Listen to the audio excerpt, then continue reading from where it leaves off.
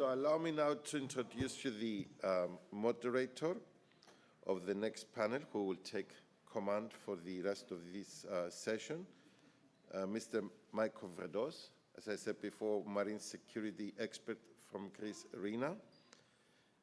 And I will give you the floor because I think I introduced you halfway through before and call you panelists, and I will take over when you finish. Thank you very much.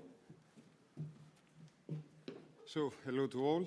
I would like to have the panelists with me. So, Anna, Gkorgkolis, Fotis, Alex.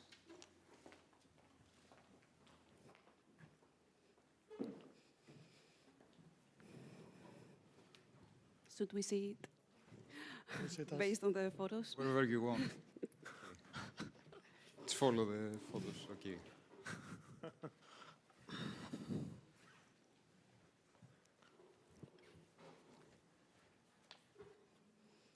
We're missing Alex, eh? Yes. It's coming now. Okay. Sorry for the delay. No worries. So thank you all, and thank you, Fotis and Alex, for setting the agenda. It was a great, introduction to our discussion. Not introduction, it was actually the main theme of the session.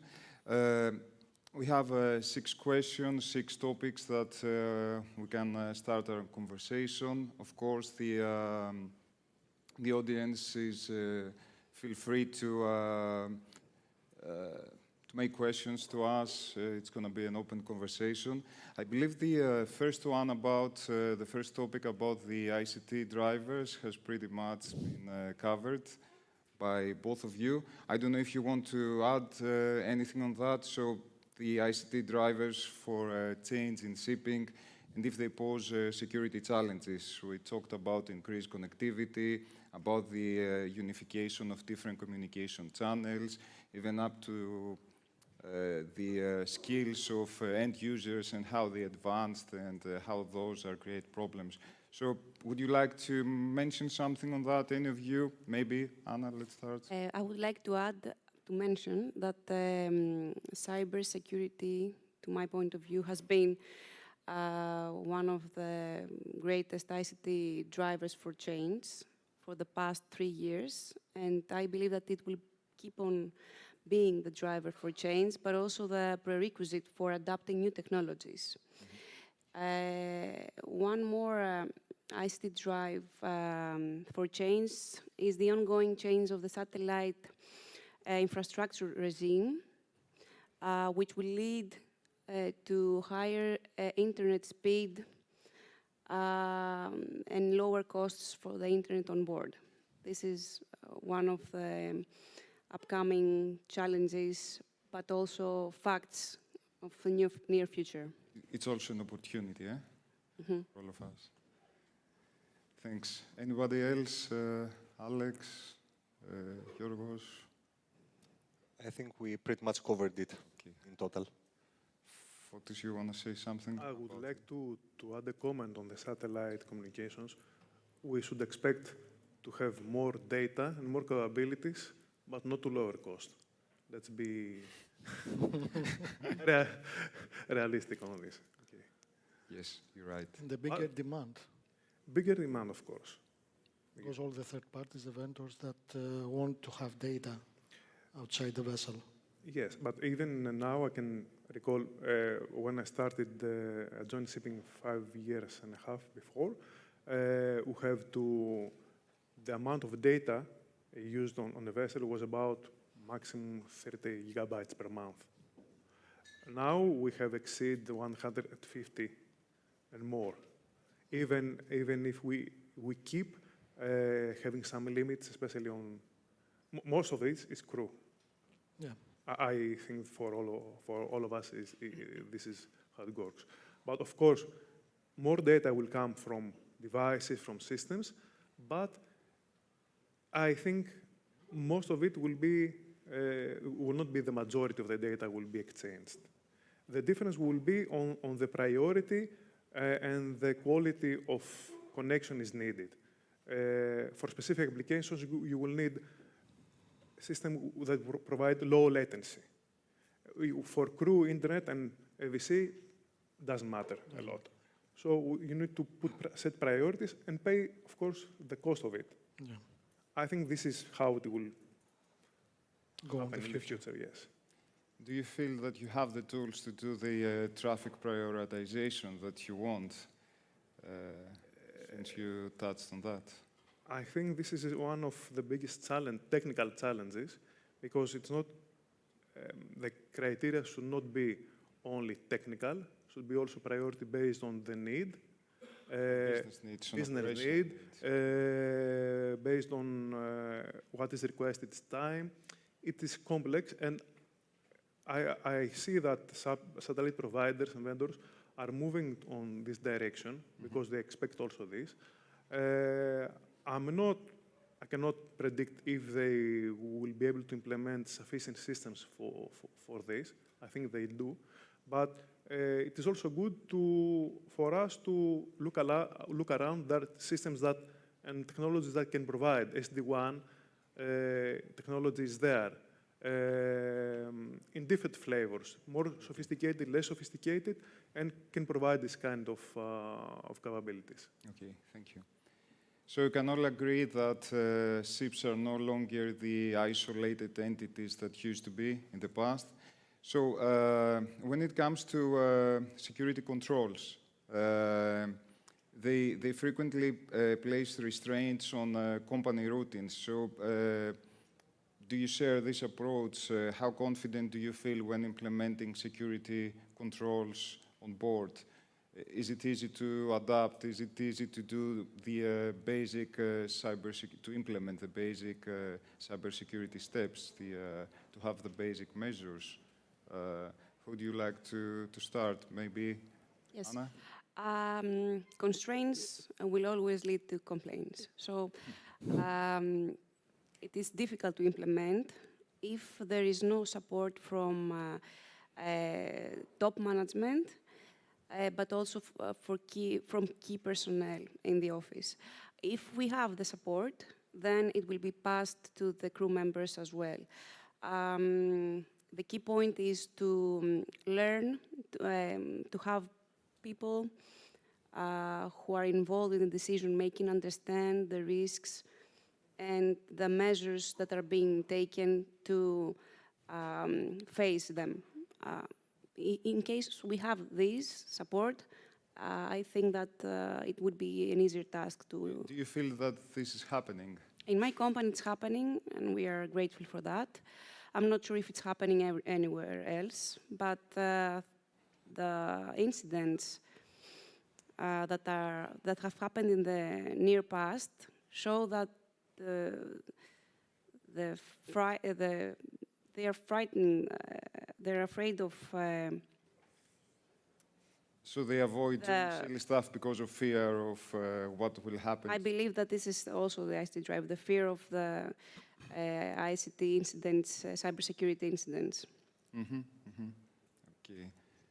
Your opinion, Alex? I will agree totally, of course, but I would like to add that all restrictions are a two-sided knife. It's very easy for the crew to not only complain, because this can be limited, but to start creating issues with the daily operation basis on these restraints. As an example, we can easily just disable all USB access. Mm-hmm. That's the easiest part, and this is something that can be audited by anyone, because it's a very easy thing to see. But since the crew cannot protest against doing so and disabling, let's say, the ability of them using their own media with PCs, they can easily create issues because they cannot transfer, let's say, photos requested from the office to the PC in order to send it via email or any other means. So what we have to do is not only create what's necessary to be created in order to be protected, but to give alternatives as well. Mm-hmm. Because if we lose the crew from our side as a team and we have them in the opposite, then at the end of the day, all other departments that, of course, need to do their jobs, and they're not affected or very close to the ICT. Because it's business objectives that drive Correct. security. We'll start complaining as well, and then we will lose the game. So this is something that needs to be treated with caution. All options are on the table, but the choices are very important, thus needs to be discussed and explained again and again to the end users. Okay. Okay. Even in that case, there are countermeasures that can be implemented. In our company, my company, we have locked the USBs on board. We have we provide cameras on board, which are unlocked for the business computers. So there are measures to be taken in order for the business operation to keep on going normally. The thing is to all the departments to sit at a table and discuss the needs, and for sure the ICT department will find the secure solution, or who is responsible for the cybersecurity to implement following the business needs. So you need to be always close to the onboard personnel and be able to understand their needs And the office and the other departments' personnel to understand the business needs and try to find solutions for a secure operation on board. Thank you. George, you are one of the implementers of solutions like this. You've been on many occasions on board. Having the experience of going on board, and we found out with some companies that trying to talk to the crew and telling them about the needs and what they need to be careful of, it's getting a little bit easier and a little less complaints to the companies, to the ICT departments of the companies. And one more, doing presentation, and maybe if we have some from the business department or the management department, when we present my solution, it's better because there is an outsider telling them what they need to be careful and what we've seen in the environment. So I totally agree with both of you, and of course there are measures that can be done. Thank you. Foti, any other thoughts on security versus practicality versus real? Yes, technical solutions can be easily applied. You can switch off all USBs, for example, but what's going to happen? It is easy for us. We will be safe. Technically speaking, yes. But anyhow, human factor is the greatest risk factor, let's say, anyhow. So we need to, first of all, to maintain trust of the crew members, to create trust, maintain, and to educate them, not to scare them also, because you join conferences, presentations. You can see a presentation of a guy with sitting in the dark and guiding a ship with a joystick, like it's playing a game. Okay, technically, it could happen under many conditions and stuff, but practically, it's not. It's a remote scenario. Yes, you just scare people. You need to educate them, to get them with you, not to put them on the other side. It's like a kid. If you say all the time, be careful of this, be careful of that, at the end, they won't listen anything. Because, yes, you're only complaining, okay. If you cry wolf every day. Exactly. You have also to take them on this journey with you, to engage them up to the level that you can in new things, new projects, to make them be part of it, up to the extent that they can. We have experienced, for example, we have to replace a great part of equipment remotely, because during the pandemic it was difficult to do it with attendances, and we asked crew members to do some work for us with instructions, with communication. Sorry, and that brings us to the third question, remote access on board. What are the challenges? Yes, I'll go on this, but just to say that due to this process, they felt that they contributed on this. They did something different from their daily job on an area that might be also interesting to them. And it helped establish a better relationship with them. So they're more willing to assist. They're listening more to what we say. So it's a matter of developing a good relationship and good communication. That's great. Something to add. Unfortunately, there is lack of training regarding cybersecurity on board. So yes, we can be close to crew and explain them and make them part of our remote job. But unfortunately, there is no periodical updated training that can be done on board. So I'm afraid that still crew members do not know how to differentiate OT and IT equipment on board. They lack this knowledge. So if vendors are listening here, it would be good to have something that would help the training on board so that they are also... We're talking about vendor-specific training, so on the specific equipment that Not you have, only, or computer-based training, CBT. there are CBTs that are not being updated, and this is an issue. Cybersecurity best practices refer to updated content of trainings. This is not happening on board. So I think that we cannot have crew members be part and understand the needs of cybersecurity if there is no continuous updated training on board. We need to find a solution there for remote trainings over the internet with updated content, taking into consideration limitation of satellite communications on board the vessel. Yes, totally agree. And it's not only technical, also procedures can help. And I take an example of safety, not security. When there is an event on a vessel, a company asks to shut down the communications in order to avoid exposing data left, right. Sensitive data. Sensitive data. But at the same time, mobile phones can be there, and people can use the mobile phones and to spread the information. It's so a reality. there should be a process of collecting their mobile phones also, which is not technical, it's a procedural thing. This is something we have to have in our mind also on the cybersecurity, where it is applicable. Be a combination of technical and procedural measures. So, anything else on remote access on board, challenges, opportunities, concerns about that? Do you want to mention anything on? I want to add something. OT vendors tend to request for remote access on board, lacking many things about cybersecurity. I believe that OT infrastructure, they lack a lot of cybersecurity knowledge. No standardization of protocols, no clear procedures, maybe.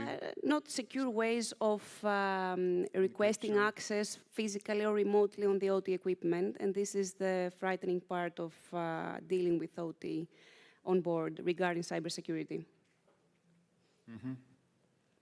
Actually, I do agree that remote access has become a daily routine, especially that the drive due to the pandemic made us start using it heavily and relying to it. And that goes both for the IT and the OT. The frightening part that I will totally agree is that when it comes to OT, you have a system that it belongs to you, but you cannot fully manage it. You cannot change anything on it because it's a closed system, and the access requested by a third party is a black box to us. The protocols in use, how long they will use it for troubleshooting, for maintenance, you name it. All of this is something that, from my point of view, needs to be standardized. We need to create an umbrella, having underneath both IT and OT. OT is not something that we cannot turn a blind eye on. May it be ECDIS, may it be an ECR control, or IoT is becoming a trend because sensors are the next big thing in maritime, especially when retrofitting in old vessels. All of this needs to be addressed, and we will need to be able to at least provide the minimum security in every single aspect of it, whether it belongs to us or not as a system. There is a categorization on the Ajax level about the criticality of systems. So those that they are concerned with propulsion, steering, navigation, those are the ones considered more critical. So maybe we could start with those. But I do get, you know, the idea that there are many more requests that you receive for remote connectivity. So it's not always easy. Anything else to add on that, Giorgos? I'm covered before by Alex. Or you can... That's something that is not technical again, it's more procedural. So even if we apply all the methods and connectivity and firewalls and everything, even if you can have an XP-based OT system on the other side, you need also to ensure that the other side, which is the vendor, has the right procedures and methods and tools to protect you from himself. Do you feel that this is happening? I cannot be sure. How can be ensured? How can it be ensured that the engineer that takes control of the other side is allowed to do so, is the right person, that his computer is protected, their systems are protected? Do all of you share the same belief, the same notion? Of course. That it's not always, you know, you don't always deal with a trustworthy party with established procedures, security procedures, I mean. The procedures are also, sorry, we can. Sorry, I have one question, or maybe to you. I would like to access the OT or give the OT access to the internet as a vendor. Am I allowed to do it? It depends. Let's start from the simple things. It depends. This is a simple question on a more complicated subject. I'll take you a specific example. We had a case where a vendor proposed to connect a system and to have access and get data and to monitor and blah, blah. What we did is we requested all the information, how this shall be connected, where to communicate, all the information that we need to examine and see the technology and do an audit on this. Okay. And when you feel that is, first of all, safe to do it, and you have the tools to apply security, and they have the procedures that can make you feel safe, you can do it, and can be conditional also. Okay. But in any case, you have to have proper systems and procedures to monitor and log and know what's going on.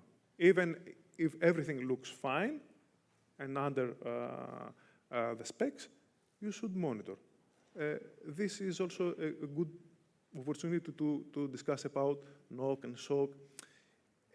Those are services that can help us out monitor and do this kind of activities, because an IT department in a shipping company is very difficult to have the size to be able to monitor 24/7. You cannot do it on a manual basis. You need to have some kind of automation for that. Yes, and assistance and knowledge and expertise on this. So all those blocks are related up to some extent. Okay, so we've been discussing about IT and OT. What's your take, what's your idea about company silos? Because traditionally the OT belongs to a different department, not necessarily to the IT.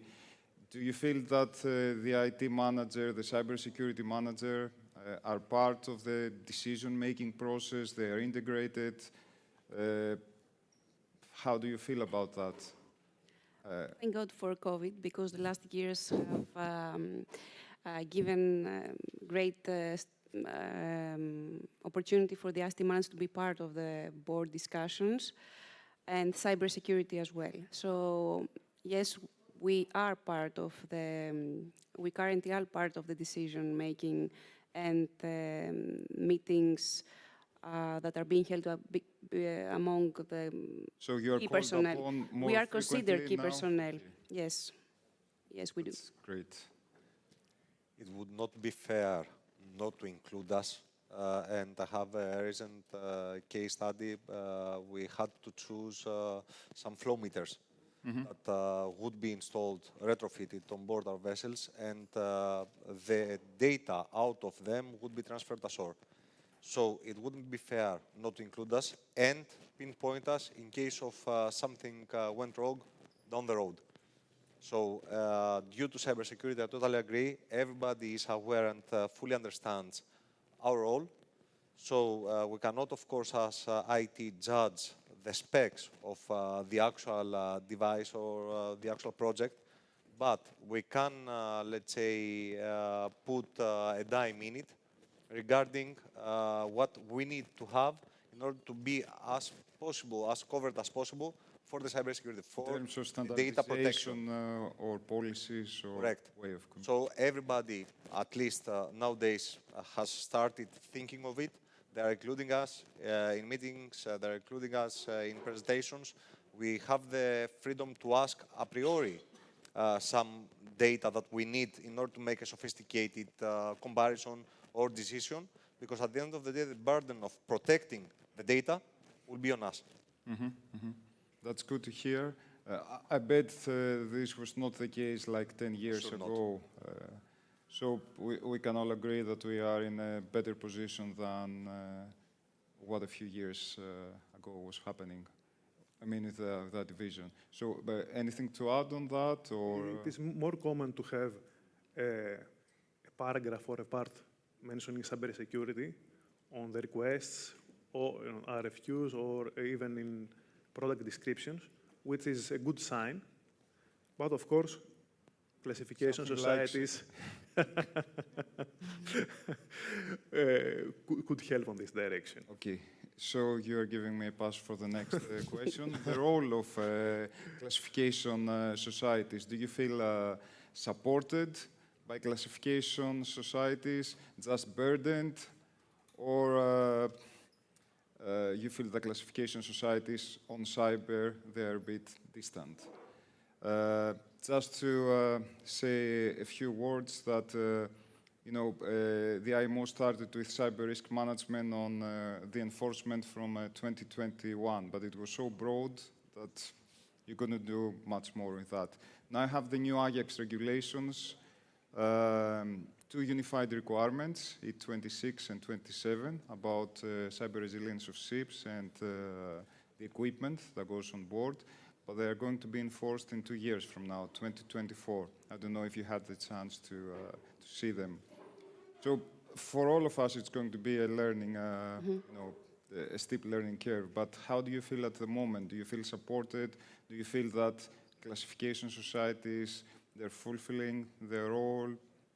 What's your idea on that? There are class notation about cybersecurity, so I would say that they have seen what is going on. That's my opinion.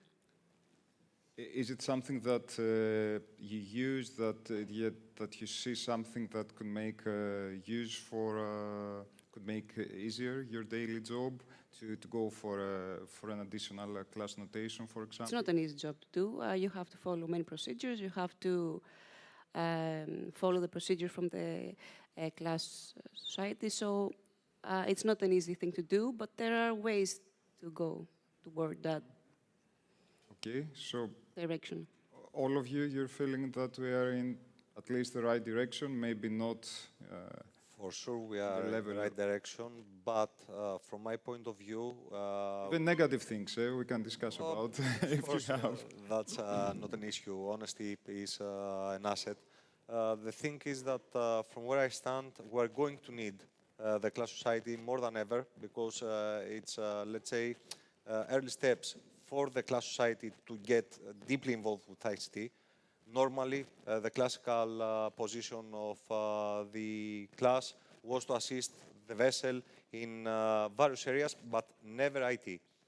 Now, not only we will need the assistance of the class, but most probably at the end of the day, the class will be there in order to audit the vessels for the regulations, because I'm not quite sure or convinced that the authorities have the capacity to do so. I've lived through the ECDCIC. I believe they haven't. Yes. It was early, if I remember correctly, in 2019. And of course, some post-state control officers were able to audit and check the presentation libraries because of their previous occupations. The majority of the post-state control officers are ex-mariners.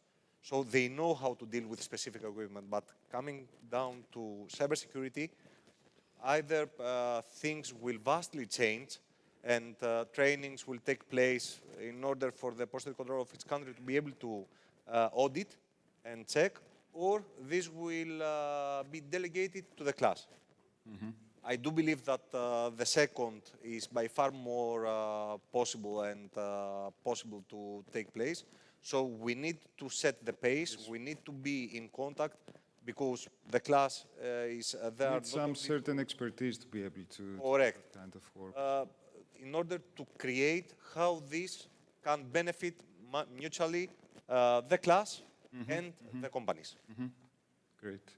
Yoros, anything to add on that? Just to say that the class, when they get on board to make an audit, they must know what to ask about cybersecurity and not only ask to see if the USB ports are blocked. Yes, that's most common question. Yeah. Fotis, last word. Yes, on I this? totally agree.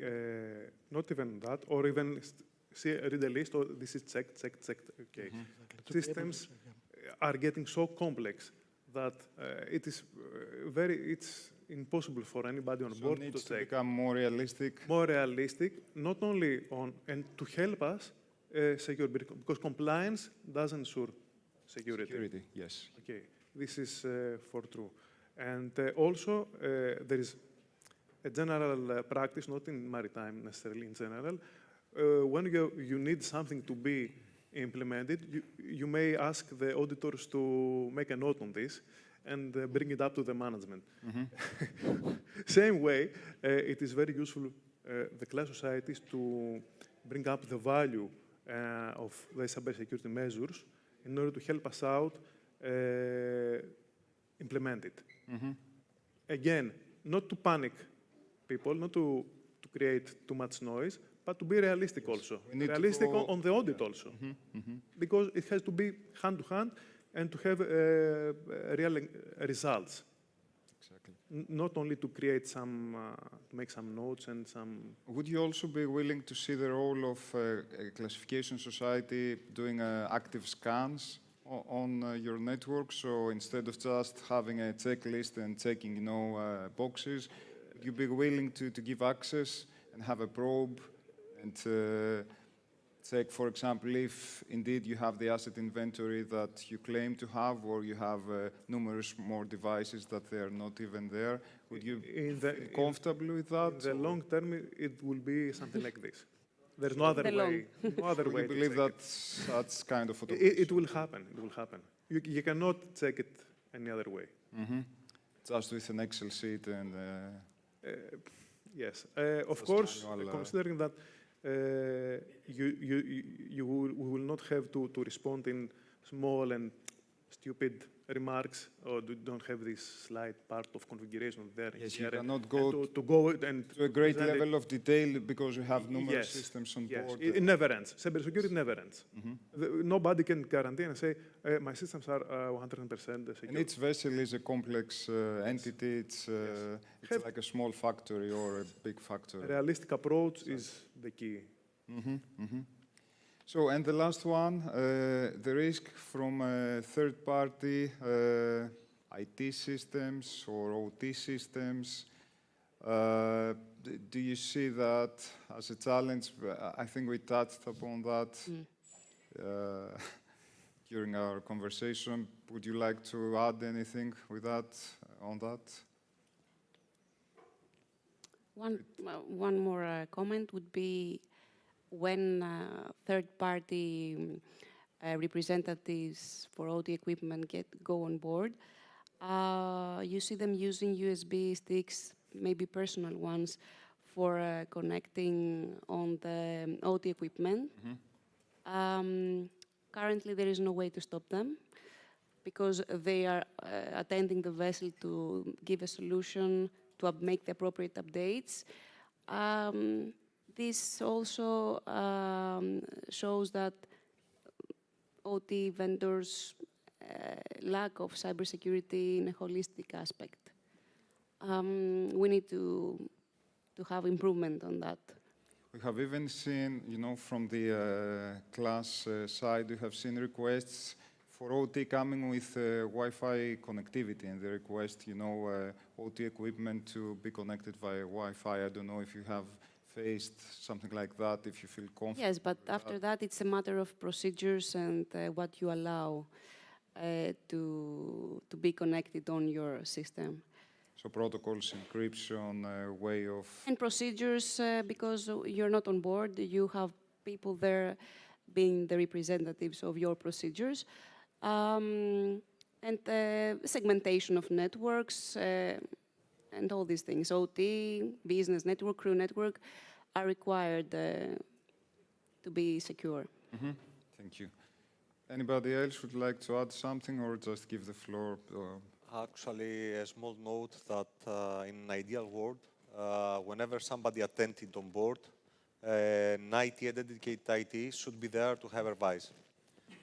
That's not, of course, the case today. I have the feeling that in some years or during our generation, this will be the case due to the complexity of the systems and since everything is being constantly upgraded and changing, at some stage an IT officer will be available on board.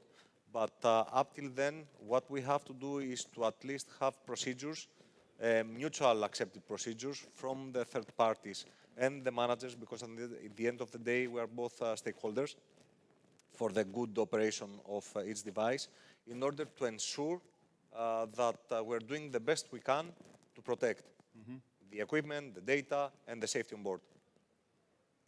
You know, at the end of the day, you cannot have an IT officer always be on board, so we need to have procedures and to have a different way of doing that. Anything else? Yeah? Something more that we didn't comment. It has to do with the security on the software level, because modern software development is not as it was in the past. Libraries and the calls from this service and the other service and this web service and this Azure, blah, blah, blah, blah. So it's much, much complex than in the past. So I'm very worried, to be honest, which are the calls and what is the data transmission that can happen inside the system and how it communicates with the outside world. And this is related with the quality of the software also. So the software that we need to use should be also somehow audited, certified, especially when it is used in critical systems.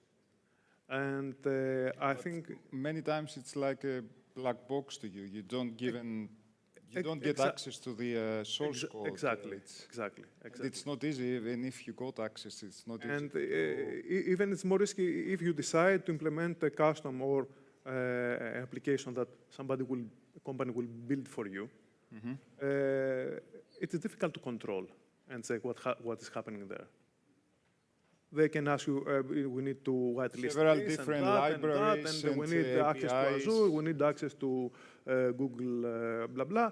So it's difficult. There are ways to do it. Difficult to keep track of. But yes, we need special systems, special type of audits. Of course, you cannot do it all the time, but to critical systems, and this could be also something that classification societies could assist on this. We can, you know, with procedures, with rules, but to do static or dynamic code analysis in thousands of lines of code for several applications, it would take months just to start.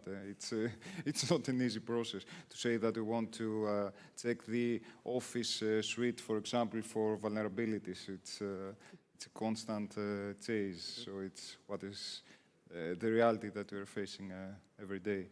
So I don't know if there are any questions from the audience, if we bored you. Yes, please. I have one question, actually two questions. How can I, as a boardroom member, make sure that the images and the information I get from the vessels are not fake? That photos have not passed Photoshop and videos have not been audited, so that I get genuine information. Is there any security for me in your stock, in your sorts? Well, it's like doing digital forensics. It's not an easy thing to do, and it's not very easy to have process also for digital forensics. You know, these guys, they have, and these girls, they have all those things to care about on the systems, and maybe forensics on photos might be one of the list of their worries. It's not IT, I think. There are procedures. Digital forensics, it's a whole different topic, science, but it's not easy to be implemented. And especially with the software changes happening on even major upgrades happening on a 6-monthly basis, it's difficult to keep track of which tools you use, where you go and search for changes, so it's not easy to be done. So you can't fake photos. That's the short answer. You have to have software to do so, correct? So how can they have, if you control the computers on board? Yes, but how can you connect your phone to the computer on board? How are they sending us pictures now? There are control measures that you will not allow personal devices to be connected to the computers. They will not be connected to the business network. Correct, So correct. they will And come there is no by way other channels. to exchange data between personal devices and computers on board. These are the measures that we are trying to take for cybersecurity. May I say an example on this? We're using some mobile devices for audits on board, inspections, with a specific application, so we can have a picture that is transmitted directly via the application to one central position. So there is no need to take the picture and transfer it USB and send it via email. So this channel of communication ensures up to some extent that this is an original picture. So there are ways, but at the end, if you want to, it is like in general security, if you are targeted to be hacked, there are ways Will to... be hacked. will be at the end. Eventually, yes, Eventually, it yes. will be. But at least there are procedural... My concern is the fake data, which is deliberately made fake. So you can see conditions of certain areas of a vessel, of an image, which was taken a year or 2 years ago. And crew just resubmitted again, and they managed to put a new date stamp on it, and you think everything is But you okay. can always use technology, you know, for good or for bad things. So You answered. AI and ML work in that way. You can use it for medicine to detect, let's say, God forbid, cancer in an early stages, or to create a fake image of a ship or change the position of a vessel.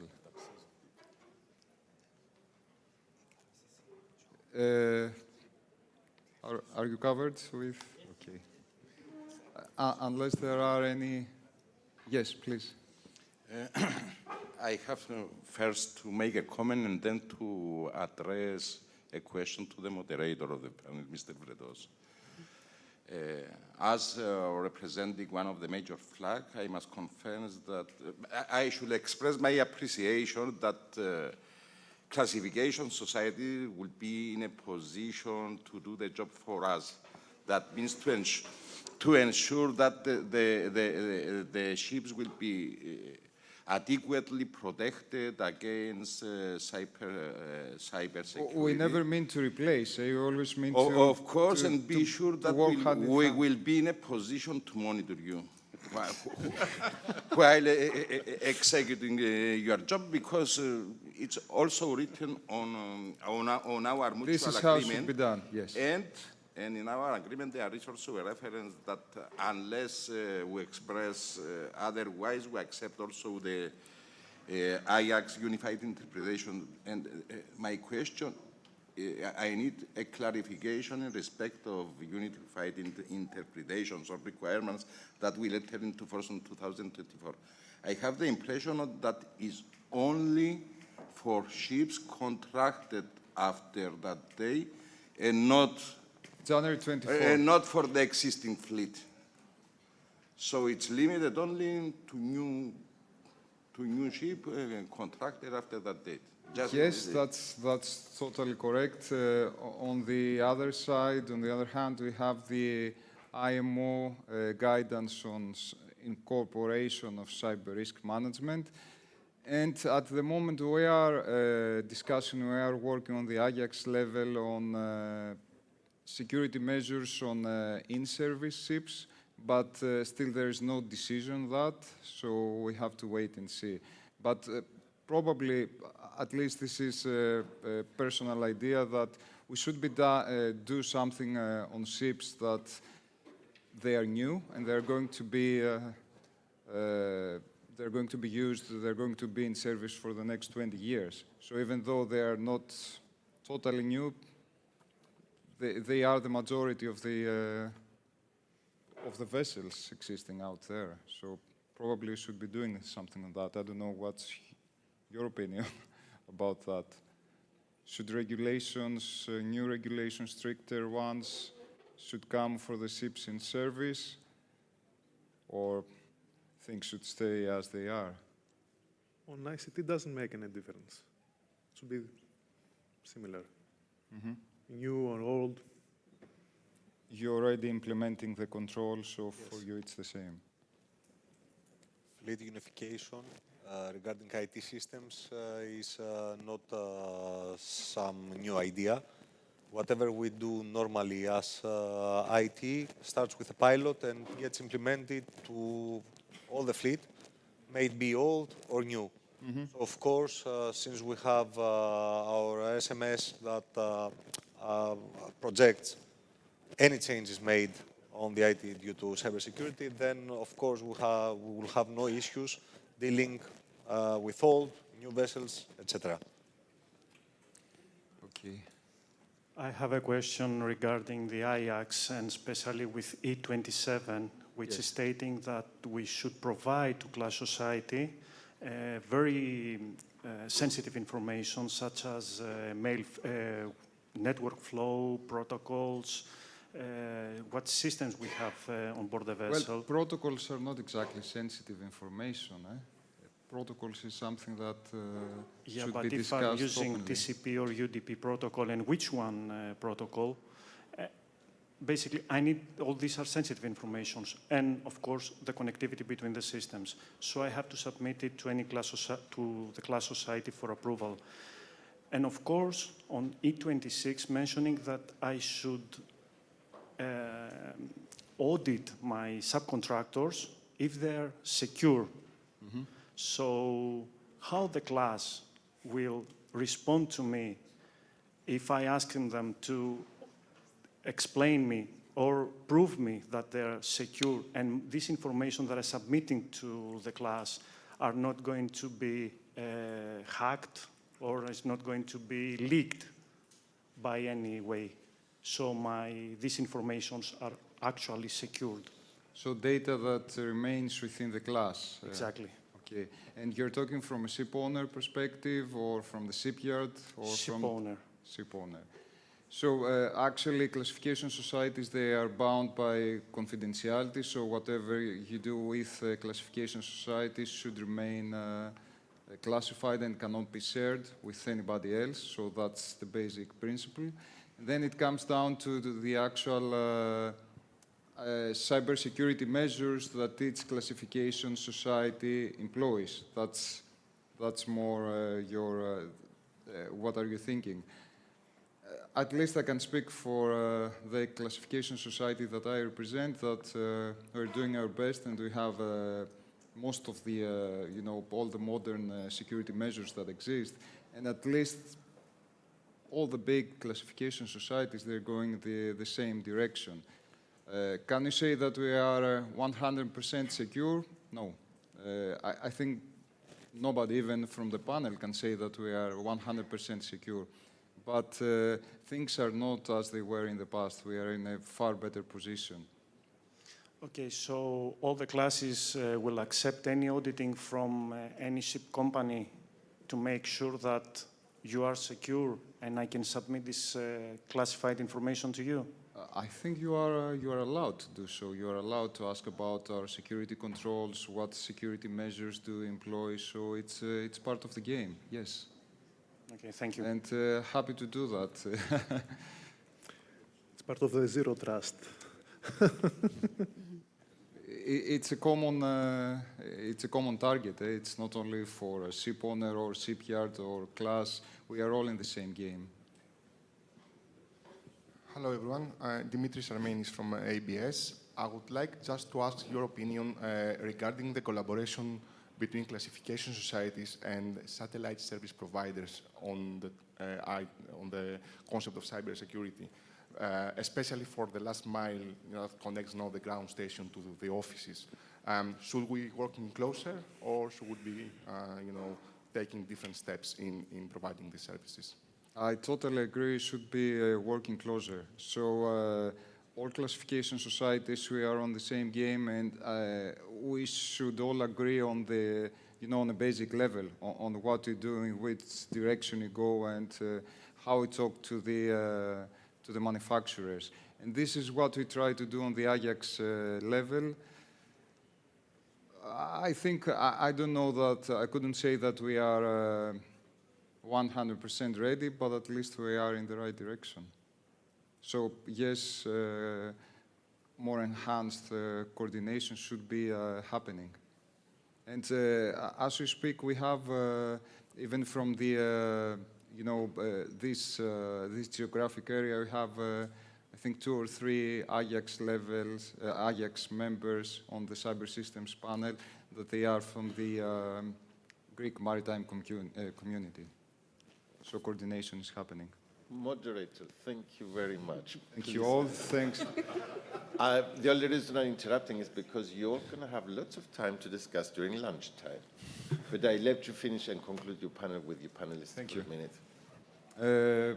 I just would like to thank the panelists and you for the opportunity that you gave us.